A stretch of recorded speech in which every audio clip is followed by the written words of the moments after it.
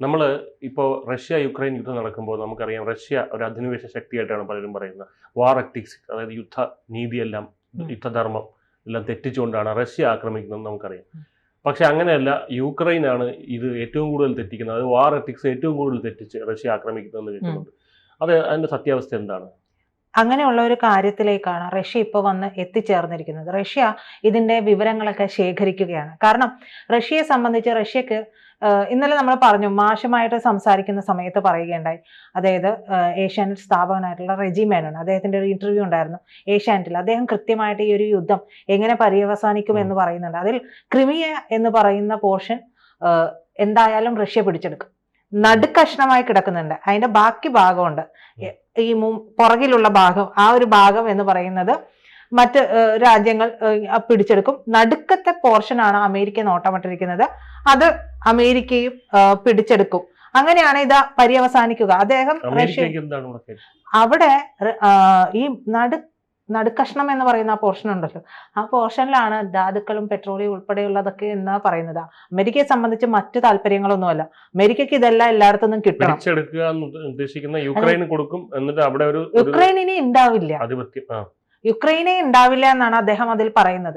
ക്രിമിയ ഉൾപ്പെടെയുള്ള ഭാഗമാണ് റഷ്യ പിടിച്ചെടുക്കുക. അതിന്റെ ഒരു സാങ്കേതിക വശം എനിക്ക് മനസ്സിലാവുന്നില്ല. കാരണം ഈ പുടിൻ ഈ പിടിച്ചെടുക്കുന്ന തന്നെ അമേരിക്കയുടെയും വെസ്റ്റിന്റെ അല്ലെങ്കിൽ പാശ്ചാത്യ ലോകത്തിന്റെ സാന്നിധ്യം ഇവിടെ വരുന്നു എന്നുള്ളത് കൊണ്ടാണല്ലോ യുക്രൈനായിട്ട് യുദ്ധം ചെയ്യുന്നത്.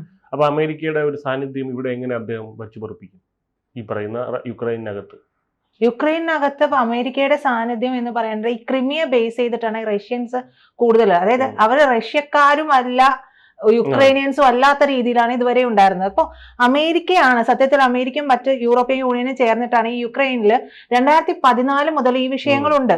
അവിടെ ഏതാണ്ട് യുക്രൈനിയക്കാര് തന്നെ 15,000-ഓളം പേരെ കൊലപ്പെടുത്തി എന്നാണ് കണക്ക്, പലതരത്തിലുള്ള കലാപങ്ങളിലൂടെ.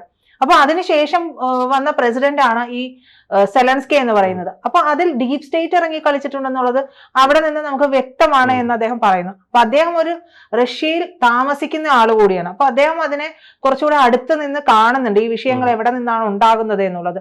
അപ്പൊ അത്തരത്തിൽ സംഭവിക്കുമ്പോൾ ഇപ്പൊ ഈ ക്രിമിയയിലുള്ള ആളുകളുണ്ടല്ലോ, അവർക്ക് എങ്ങനെയെങ്കിലും റഷ്യയോട് ചേർന്നാ മതി എന്നുള്ളതാണ്. ഇത് വിഭജിക്കപ്പെട്ട് കഴിഞ്ഞിട്ടുണ്ടെങ്കിൽ അവിടെ വിഷയങ്ങൾ ഉണ്ടാകുന്നില്ല. അമേരിക്ക കളിക്കുന്നത്, അമേരിക്ക ഈ നാറ്റോ എന്ന് പറഞ്ഞുകൊണ്ട് ഈ പറയുന്ന യുക്രൈനിയൻ പ്രസിഡന്റിനെ കളത്തിൽ ഇറക്കിയത് പോലും ഈ ഒരു ഭാഗം പിടിക്കാൻ വേണ്ടിയിട്ടാണ്. നാറ്റോ അവിടെ വരുമ്പോൾ സ്വാഭാവികമായിട്ടും സഖ്യത്തിൽ വരുന്നു എന്ന് പറയുമ്പോൾ സ്വാഭാവികമായും പുടിൻ എതിർക്കും എന്നുള്ളത് നന്നായിട്ട് അമേരിക്കയ്ക്ക് അറിയാം. ഇത് അറിഞ്ഞു വെച്ചുകൊണ്ടാണ് ഈ ഒരു കളി തുടങ്ങുന്നത് തന്നെ. അപ്പൊ അവരുടെ ലക്ഷ്യം പോലെ തന്നെയാണ്. ഇത് വിഭജിക്കപ്പെട്ട് കഴിഞ്ഞാൽ അവിടെ ആരും നാറ്റോ സഖ്യം എന്ന് പറഞ്ഞുകൊണ്ട് വരുന്നില്ല. നാറ്റോ ഇറക്കണമെങ്കിൽ അതുമായി ബന്ധപ്പെട്ട് കളി നടന്നത് ഈ ക്രിമിയ ഉൾപ്പെടുന്ന പോർഷനിലാണ്. അപ്പൊ ക്രിമിയ സ്വാഭാവികമായിട്ടും കൊടുക്കാൻ താല്പര്യമാണ്. അന്ന് ചർച്ചയ്ക്ക് വിളിച്ചപ്പോഴും ട്രംപ് എന്താണ് പറഞ്ഞത്? ട്രംപ് പറഞ്ഞത് റഷ്യ ആവശ്യപ്പെടുന്ന പോർഷൻ നിങ്ങളങ്ങ് കൊടുത്തേക്ക്, എന്നിട്ട് യുദ്ധം നിർത്തിയേക്ക് എന്നുള്ളതാണ്. റഷ്യ ആവശ്യപ്പെടുന്ന പോർഷൻ എന്ന് പറയുന്നത് ക്രിമിയ ഉൾപ്പെടെയുള്ള 5 പ്രവിശ്യയാണ്. ആ പ്രവിശ്യയെ വേണ്ടു. റഷ്യ ഈ പറയുന്ന ധാതുക്കളോട് അല്ലെങ്കിൽ പെട്രോളിയമുള്ള ഭാഗത്തോട് പോലും അവർ നോട്ടമേ വയ്ക്കുന്നില്ല. അപ്പൊ ഈ പറയുന്ന പ്രവിശ്യയിലുള്ളവർക്കെല്ലാം ഇനിയിപ്പോ റഷ്യയോട് ചേർന്നാ മതി എന്നുള്ളതാണ്. റഷ്യയോട് ചേർത്താ മതി, അവിടെയുള്ളവർക്ക് എങ്ങനെയെങ്കിലും റഷ്യയോട് ചേർന്നാ മതി എന്നുള്ളതാണ് അവിടെയുള്ള ആളുകളുടെയും ഒരു എന്താ പറയാ ചിന്താരീതി എന്നാണ് അദ്ദേഹം പറയുന്നത്. അപ്പൊ അങ്ങനെയാണ് ഈ യുദ്ധം പര്യവസാനിക്കുക എന്നുള്ളത് അദ്ദേഹം വളരെ വ്യക്തമായി ഇന്റർവ്യൂവിൽ പറഞ്ഞു വെക്കുന്നുണ്ട്. അപ്പൊ ഇതില് പറയുമ്പോൾ നമ്മൾ പറയും റഷ്യ എന്തുകൊണ്ടാണ്, റഷ്യക്ക് എളുപ്പമല്ലേ ഈ ഒരു യുക്രൈനിയൻ എന്ന് പറയുന്ന വാൽറ്റത്ത് കിടക്കുന്ന ഈ ഒരു രാജ്യത്തെ അടിച്ചു നിരപ്പാക്കി ഇത് പിടിച്ചെടുക്കാൻ ഇത്ര വലിയ ബുദ്ധിമുട്ടൊന്നുമില്ല. പക്ഷെ അത് എടുക്കാത്തത് എന്തുകൊണ്ടാണ്? അവിടെ ഈ റഷ്യക്കാരുണ്ട്. പക്ഷെ യുക്രൈനിയയുടെ ഉള്ളിൽ അവരുടെ ആളുകളുടെ ആ മനുഷ്യന്മാരുടെ ഉള്ളില് റഷ്യക്കാരോടുള്ള വല്ലാത്തൊരു അകൽച്ച ഉണ്ടാക്കി കഴിഞ്ഞു ഈ 14 മുതലുള്ള നിരന്തരമായിട്ടുള്ള വിഷയങ്ങളിൽ തുടർന്ന്. അതിന് അദ്ദേഹം പറയുന്ന ഒരു കാര്യമുണ്ട്, റെജി മേനോൻ പറയുന്ന ഒരു കാര്യം എന്ന് പറയുന്നത്, അദ്ദേഹം റഷ്യയിൽ യുക്രൈനില് ഒരു സമ്മിറ്റിന് പോയി, വ്യാപാരികളുടെയൊക്കെ കൂടെയാണെന്ന് തോന്നുന്നു, അങ്ങനെയുള്ള ഒരു സമ്മിറ്റിന് പോയി. അപ്പൊ അദ്ദേഹം റഷ്യക്കാരനാണ് എന്നുള്ള ഒരു രീതിയിൽ, കാരണം ഇത് തമ്മിൽ വലിയ വ്യത്യാസമൊന്നുമില്ലല്ലോ. അപ്പൊ അദ്ദേഹം അവിടെ റഷ്യൻ ഭാഷയിൽ സംസാരിച്ചു. അദ്ദേഹം റഷ്യൻ ഭാഷയിൽ സംസാരിക്കാൻ തുടങ്ങിയപ്പോൾ തന്നെ അവിടെ നിന്ന് ചീത്തവിളി തുടങ്ങി. അതായത് അത്രത്തോളം വിരോധം ഈ റഷ്യക്കാരോട് യുക്രൈനിയൻ ആളുകളുടെ ഉള്ളിൽ ഉണ്ടാക്കാനായിട്ട് കഴിഞ്ഞു എന്നുള്ളതാണ് അമേരിക്കയുടെ ഒരു വിജയമായിട്ട് അദ്ദേഹം പറയുന്നത്. അപ്പൊ അതങ്ങനെ നിൽക്കുന്നു. നമ്മളിപ്പോ പറഞ്ഞു വന്നതിലേക്ക് വരുമ്പോൾ ഇത് പര്യവസാനിക്കുന്ന സമയമാണെങ്കിലും റഷ്യക്ക് ചില കാര്യങ്ങൾ പുറത്തു ഇടേണ്ടതുണ്ട്. എന്താണ് അത്? ഈ പറയുന്ന റഷ്യ എന്തായാലും ഈ പറയുന്ന രാസായുധങ്ങൾ ഉപയോഗിക്കുന്നു, യുദ്ധ നിയമങ്ങൾ തെറ്റിക്കുന്നു എന്നുള്ളതാണ് യുക്രൈൻ എപ്പോഴും പറഞ്ഞുകൊണ്ടിരിക്കുന്ന ഒരു സംഭവം. പക്ഷെ അങ്ങനെയല്ല സംഭവിക്കുന്നത്. യുക്രൈൻ രാസായുധങ്ങൾ ഉപയോഗിക്കുന്നു, റഷ്യക്ക് നേരെ യുദ്ധഭൂമിയിൽ ഉപയോഗിക്കുന്നു എന്നുള്ളതിന്റെ തെളിവുകൾ ഇപ്പോ റഷ്യൻ ഫെഡറേഷൻ പുറത്തുവിട്ടിരിക്കുന്നു എന്നുള്ളതാണ്. യുക്രൈന്റെ പാശ്ചാത്യ പിന്തുണയ്ക്ക്, അതായത് യുക്രൈനെ പിന്തുണയ്ക്കുന്ന നാറ്റോ, യൂറോപ്യൻ, അമേരിക്ക ഉൾപ്പെടെയുള്ള രാജ്യങ്ങളാണല്ലോ പിന്തുണയ്ക്കുന്നത്. ഇവരൊക്കെ മനഃപൂർവ്വം കണ്ണടയ്ക്കുന്ന അന്താരാഷ്ട്ര യുദ്ധക്കുറ്റങ്ങൾ യുക്രൈൻ അവിടെ നടത്തുന്നുണ്ട് എന്നുള്ളതാണ്.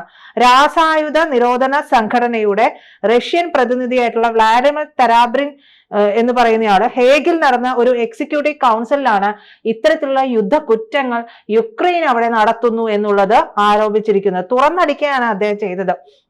അതിന് ഇവര് തെളിവുകൾ നിരത്തുകയും ചെയ്യുന്നുണ്ട്. അതായത് ഈ ഒരു സംഘടനയുണ്ടല്ലോ, അതിന്റെ ഷോർട്ട് ഫോം ആണ് OPCW എന്ന് പറയുന്നത്. ഈ OPCWയുടെ ഉയർന്ന നിലവാരത്തിന് അനുസൃതമായിട്ട് അംഗീകൃത ലബോറട്ടറി രേഖപ്പെടുത്തിയിട്ടുള്ള പുതിയ തെളിവുകളൊക്കെയാണ് റഷ്യ ഇതുമായി ബന്ധപ്പെട്ട് അവതരിപ്പിച്ചിരിക്കുന്നത് എന്നുള്ളതാണ് തരാബ്രിൻ പറയുന്നത്. മെയ് മാസത്തില് ഡൊണസ്ക് പീപ്പിൾസ് റിപ്പബ്ലിക്കിൽ വെച്ചിട്ട് റഷ്യൻ സൈന്യം ഒരു യുക്രൈൻ ഇംപ്രവൈസ്ഡ് ഈ സ്ഫോടക വസ്തു കണ്ടെത്തിയിട്ടുണ്ടായിരുന്നു. അതായത് IED കണ്ടെത്തിയിട്ടുണ്ടായിരുന്നു. ഇതിൽ വിഷമയമായിട്ടുള്ള രാസവസ്തുക്കളുടെ മിശ്രിതം നിറച്ചിട്ടുള്ള ടെസ്റ്റ് ട്യൂബുകൾ കണ്ടെത്തിയിട്ടുണ്ട് എന്നാണ് പറയുന്നത്. ഈ രാസവസ്തുക്കള് ക്ലോറോപിക്രിൻ ലായനിക്കൊപ്പം ക്ലോറോ അസെറ്റോ ഫെനോൺ ലായനിയും അടങ്ങിയതാണ് എന്ന് പറയുന്നു. കണ്ണിനും ശ്വാസകോശത്തിനും കടുത്ത അസ്വസ്ഥത ഈ രണ്ട് രാസവസ്തുക്കൾ മൂലം ഉണ്ടാകും. അപ്പൊ കെമിക്കൽ വെപ്പൺസ് കൺവെൻഷൻ പ്രകാരം യുദ്ധത്തിൽ ഈ രാസവസ്തുക്കൾ ഉപയോഗിക്കുന്നത് നിരോധിച്ചിട്ടുണ്ട് എന്നാണ് പറയുന്നത്.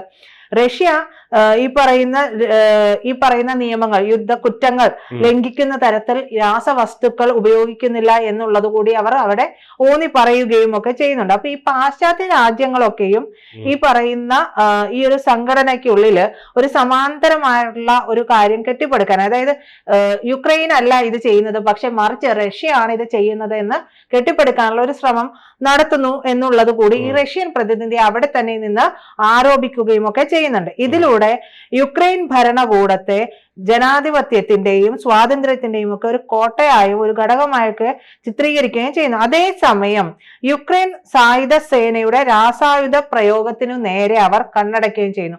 റഷ്യ കുറ്റപ്പെടുത്താനുള്ള വഴികൾ കണ്ടെത്തുകയും യുക്രൈൻ ചെയ്യുന്ന ഇത്തരത്തിലുള്ള യുദ്ധ കുറ്റങ്ങള്, അതായത് ഇത്തരത്തിലുള്ള നിയമ ലംഘനങ്ങളൊക്കെ അതിനൊക്കെ നേരെ അവർ കണ്ണടയ്ക്കുകയും ചെയ്യുന്നുണ്ട് എന്നുള്ളതാണ്.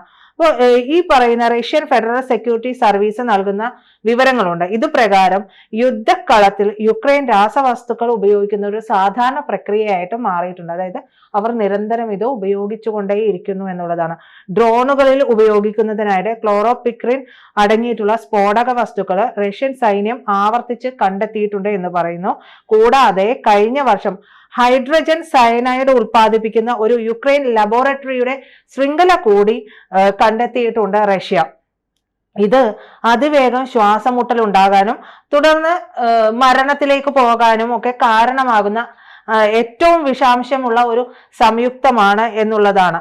അപ്പൊ യുക്രൈൻ ഈ പറയുന്ന ഉടമ്പടികളെയൊക്കെ, അന്താരാഷ്ട്ര ഉടമ്പടികളെയൊക്കെ ലംഘിച്ചുകൊണ്ട് രാസായുധങ്ങൾ ഉപയോഗിക്കുന്നു എന്ന റഷ്യയുടെ ആരോപണം എന്ന് പറയുന്നത് നിസ്സാരമായിട്ട് തള്ളിക്കളയാൻ കഴിയില്ല. നമുക്കൊരു കൊച്ചു രാജ്യമാണ് റഷ്യ, ഒരു വലിയ രാജ്യമാണ്. അതുകൊണ്ട് റഷ്യ ആയിരിക്കും സ്വാഭാവികമായിട്ടും ഇത്തരത്തിലുള്ള കാര്യങ്ങൾ ചെയ്യുന്നത് എന്ന് നമുക്ക് പൊതുവെ അങ്ങനെയാണ് അതിനെ വിലയിരുത്തുക. കൊച്ചു രാജ്യം എന്ത് ചെയ്യാനാണ്? വലിയ രാജ്യങ്ങൾക്കല്ല ഇതൊക്കെ ചെയ്യാൻ പറ്റും. പക്ഷെ അങ്ങനെയല്ല. ഈ നാറ്റോയുടെയും ഈ യൂറോപ്യൻ യൂണിയന്റെ ഒക്കെ പല ഘടകങ്ങൾ ഇവിടെ ഈ യുക്രൈനിൽ പ്രവർത്തിക്കുന്നുണ്ട്. അപ്പൊ ആ പ്രവർത്തിക്കുന്ന ലബോറട്ടറികൾ ഉൾപ്പെടെ ഇവരുടേതായിരിക്കാം. ഇതിന് വേണ്ടുന്ന പിന്തുണ കൊടുക്കുന്നുണ്ടെങ്കിൽ ഇവർ അതുകൊണ്ടായിരിക്കില്ല ഈ പറയുന്നത് പോലെ കണ്ണടയ്ക്കുന്നുണ്ടാവുക. അപ്പോ റഷ്യ കണ്ടെത്തിയിരിക്കുന്നത് അല്ലെങ്കിൽ പുറത്തു വിട്ടിരിക്കുന്ന ഈ ഒരു കാര്യം എന്ന് പറയുന്നത് അതീവ ഗൗരവമായിട്ടുള്ള കാര്യം തന്നെയാണ്. അത് റഷ്യ വലിയ രാജ്യവും യുക്രൈൻ ചെറിയ രാജ്യവും ആയതുകൊണ്ട് ഒരു വേർതിരിവ് കാണിക്കാൻ പാടില്ല. യുദ്ധക്കുറ്റം ആര് നടത്തിയാലും അത് യുദ്ധക്കുറ്റം തന്നെയാണ്. നിയമലംഘനം ആര് നടത്തിയാലും അത് നിയമലംഘനം തന്നെയാണ്. അപ്പൊ അതിനെ ആ രീതിയിൽ കാണേണ്ടതുണ്ട്. അപ്പോൾ യുക്രൈനെ സംബന്ധിച്ച് സെലൻസ്കി എന്ന് പറയുന്നത് ഒരു ഡീപ് സ്റ്റേറ്റ് പ്രോഡക്റ്റ് തന്നെയാണ്. അല്ലെങ്കിൽ ഒരു കൊമേഡിയൻ ആയിട്ടുള്ള ഒരാൾ അവിടെ ഉയർന്നു വരാനുള്ള സാധ്യതകൾ എന്താ പറയാ സ്വരുക്കൂട്ടുക അല്ലെങ്കിൽ കളമൊരുക്കിയതും വിളനിലമൊരുക്കിയതും അതിൽ നിന്ന് എന്താ പറയാ ഉയർന്നു വന്നിട്ടുള്ള ഒരാളാണ് സെലൻസ്കി എന്ന് പറയുന്നത്. ഈ സെലൻസ്കിയുടെ ഭാര്യ അടക്കം കുട്ടികളും അടക്കം ലണ്ടനിലാണ്. അത്യാഡംബരപൂർവമായിട്ടുള്ള ജീവിതമാണ്. ഈ കിട്ടുന്ന ഫണ്ടുകൾ ഒക്കെയും ഇപ്പൊ ഈ പറയുന്ന യുക്രൈൻ യുദ്ധം അവസാനിക്കരുത് എന്ന് കരുതുന്ന ഒരാള് സെലൻസ്കിയാണ്. കാരണം പല ഫണ്ടുകളാണ് കടമായിട്ടാണ്, ഏതാണ്ട് $500 ബില്യൺ എന്നുള്ളതാണ് യുക്രൈന്റെ ഇപ്പോഴത്തെ ഒരു കടം എന്ന് പറയുന്നത്. അപ്പോൾ ഇതെല്ലാം ഇതിന് തന്നെ ഉപയോഗിക്കുന്നുണ്ട് എന്നുള്ളത് പുറത്തു വരേണ്ട കാര്യമാണ്. ഇത് തന്നെയാണോ ഉപയോഗിക്കുന്നത്, അല്ലെങ്കിൽ സെലൻസ്കിക്ക് ഇത്രത്തോളം ആസ്തി എങ്ങനെ വരുന്നു എന്നുള്ളതും ഒന്ന് എന്താ പറയാ അന്വേഷിക്കേണ്ട കാര്യമാണ്. അപ്പോൾ ഇത്തരത്തിലുള്ള പ്രവർത്തനങ്ങളൊക്കെ റഷ്യയിൽ നടക്കുന്നുണ്ട്. ഈ റഷ്യയിൽ നടക്കുന്നത് കൊണ്ടാണ് ഇത്തരത്തിലുള്ള യുക്രൈന്റെ ഈ കാര്യങ്ങളെല്ലാം പുറത്തു വരുന്നത്. റഷ്യ സ്ഥിരീകരിച്ച വസ്തുതകളാണ് ഈ പുറത്തോട്ട് വിടുന്നത്. യുക്രൈന്റെ ഇത്തരത്തിലുള്ള നടപടികൾ തെറ്റായ ഒരു രീതി തന്നെയാണ് യുക്രൈൻ ഈ പോർക്കളത്തിൽ നടത്തുന്നത്. യുക്രൈന്റെ സൈനികർക്കടക്കം നാശം വരാനുള്ള സാധ്യത ഇതുമൂലം ഉണ്ടാകുന്നുണ്ട്. അപ്പോൾ അതെല്ലാം നമുക്ക് കണ്ടില്ല എന്ന് വെക്കാനായിട്ട് സാധിക്കില്ല. കൂടുതൽ വാർത്തകളും വിശേഷങ്ങളും നിങ്ങളിലേക്ക് എത്താൻ ABC മലയാളം സബ്സ്ക്രൈബ് ചെയ്യുക, ബെൽ ബട്ടണും അമർത്തുക.